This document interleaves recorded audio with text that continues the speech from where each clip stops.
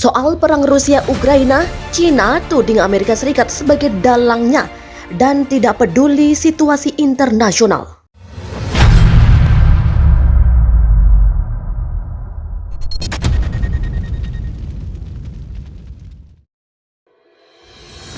Persahabatan yang terjalin antara China dan Rusia masih sangat kuat, meski banyak kecaman dunia internasional atas invasi ke Ukraina. Hubungan kedua negara ditegaskan oleh Menteri Luar Negeri China Wang Yi menyusul isu miring di tengah invasi Moskow ke Ukraina. Hubungan China dan Rusia sebelumnya diisukan mulai goyah akibat sanksi internasional atas invasinya ke Ukraina.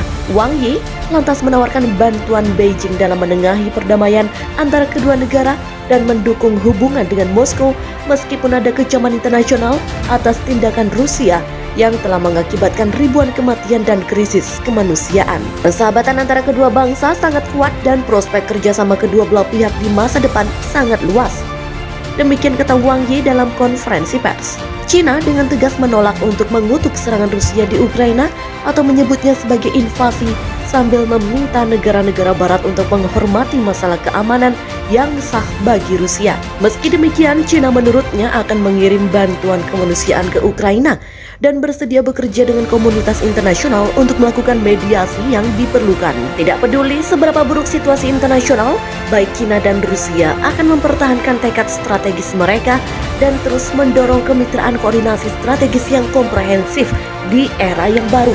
Wang Yi menyebut penyebab situasi darurat di Ukraina sebagai alasan yang kompleks yang tidak terjadi dalam semalam.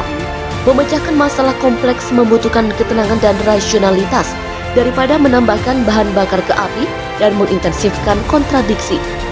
Demikian ucapnya saat konferensi pers di sela-sela pertemuan tahunan parlemen China. China bersedia untuk terus melakukan upayanya menyelesaikan krisis kemanusiaan dan palang merah negara itu akan sesegera mungkin memberikan sejumlah bantuan ke Ukraina tanpa memberikan rincian.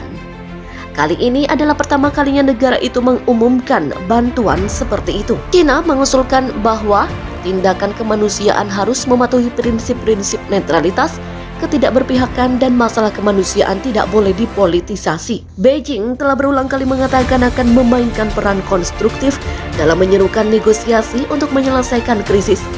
Namun sebelumnya tidak berkomitmen untuk bergabung atau menjadi tuan rumah pembicaraan damai apapun. Wang Yi juga menggambarkan hubungan China-Rusia sebagai hubungan bilateral paling penting di dunia yang berperan bagi perdamaian, stabilitas, dan pembangunan dunia. Sebagai informasi, Presiden Rusia Vladimir Putin telah mengandalkan hubungan dekat negaranya dengan China untuk menyelamatkannya dari sanksi luas yang telah memukul ekonomi dengan keras. Sebaliknya, China menuduh Washington memprovokasi perang dengan tidak mengesampingkan keanggotaan NATO untuk Ukraina. Ianya berharap pelaku krisis akan merefleksikan peran mereka dalam krisis Ukraina, mengambil tanggung jawab mereka, dan mengambil tindakan praktis untuk meredakan situasi dan memecahkan masalah, alih-alih menyalahkan orang lain. Demikian kata Wang Yi. Makin panas, pasukan khusus Inggris dan Amerika Serikat bersiap jemput paksa Presiden Ukraina. Pasukan khusus Inggris dan Amerika Serikat bersiap jemput Presiden Ukraina Volodymyr Zelensky. Keadaan di Ukraina semakin mencekam lantaran presiden mereka, Volodymyr Zelensky, diduga meninggalkan negaranya. Hal itu akibat penjemputan yang dilakukan oleh pasukan khusus Inggris dan Amerika Serikat. Pasukan khusus Amerika Serikat dan Inggris sedang mempersiapkan evakuasi terhadap Presiden Ukraina Volodymyr Zelensky. Volodymyr Zelensky akan dijemput anggota pasukan elit Amerika Serikat dan Komando SAS untuk mengantisipasi kemungkinan Presiden Ukraina ini menjadi sasaran pembunuhan. Pasukan dari Inggris, Amerika Serikat, dan Ukraina dilaporkan berkumpul di pangkalan terpencil di Lithuania untuk merencanakan misi berbahaya itu.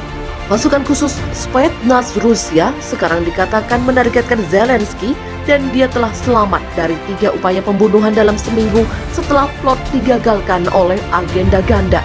Sementara Presiden Ukraina yang pemberani juga telah menolak tawaran penyelamatan dengan mengatakan, "Saya butuh amunisi, bukan tumpangan." Dia menanggapi rencana kedatangan pasukan Amerika Serikat untuk mengevakuasi dirinya. Zelensky mengonfirmasi bahwa dia berbicara dengan Presiden Amerika Serikat Joe Biden membahas keamanan, dukungan keuangan, dan kelanjutan sanksi terhadap Rusia. Sebagai bagian dari dialog terus-menerus, pihaknya mengaku melakukan percakapan lain dengan Presiden. Sekitar 70 tentara elit Inggris dan 150 Angkatan Laut Amerika Serikat sedang berlatih untuk misi penyelamatan bersama pasukan Ukraina. Opsi yang paling masuk akal adalah memindahkan Zelensky keluar dari Kiev, di mana dia bisa dijemput.